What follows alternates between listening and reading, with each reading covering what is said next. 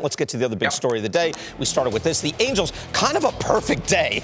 They say they're all in. They're going to keep Shohei Ohtani. They trade for Giolito and Ronaldo Lopez. And then the next afternoon, he's pitching, and he pitches a one-hit shutout. How about that? Before I even get to the home runs later. I mean, that was the best, pitching performance of his major league career.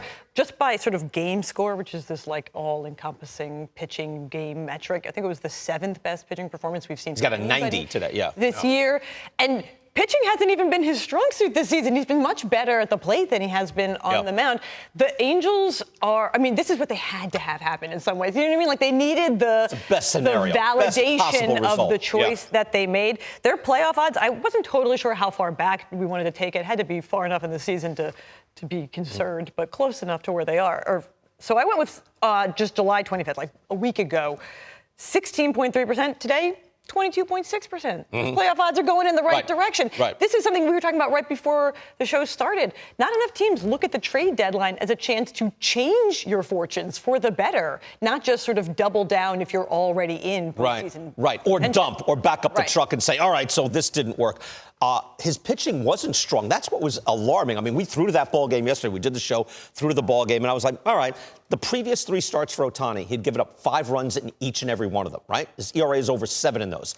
There seemed to be something like, oh, you guys believe in me? You want to keep me? And he went out and he just dominated. Yes, when you look at Ohtani, I think the blister had a little bit to do with that. For whatever reason, they were able to get that blister behind him. He was absolutely lights out yesterday, not only on the mound, but also in the batter's box. This was the perfect scenario for the Angels. If you're going to make this decision, you want to basically play well over the course of the next 10 to 14 days with the hope that you're able to ride that momentum into the postseason. That's why I say, this is a risk that they're taking as an organization for the future of the organization. But I understand living in the here and now and making the decision that it's all in on the here and now.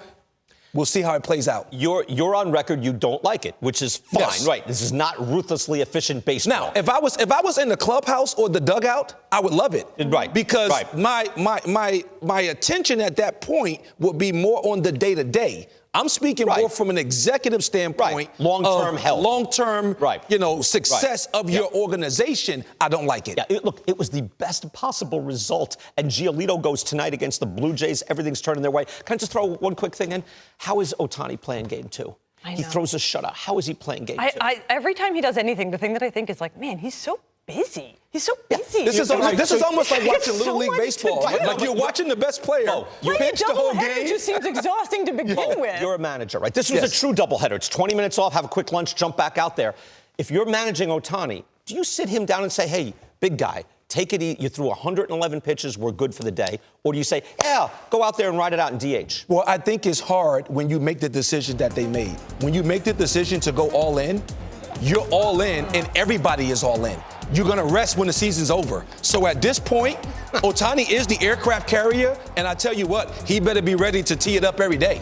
I just, you're going to kill the golden goose. But there he is. You're going to kill. Then he wouldn't be on pace for 60 home runs again. Yeah, no, until you saw him gripping. If that's an oblique, we're talking a very different story. They're saying, oh, it's cramping, everything's fine, but it's the second home run in game 2 of the doubleheader. Now, it wasn't brutally hot yesterday in Detroit, so that's good, but I was stunned when it was like, wait, they're trotting him out for game 2 after he threw a complete game in game 1?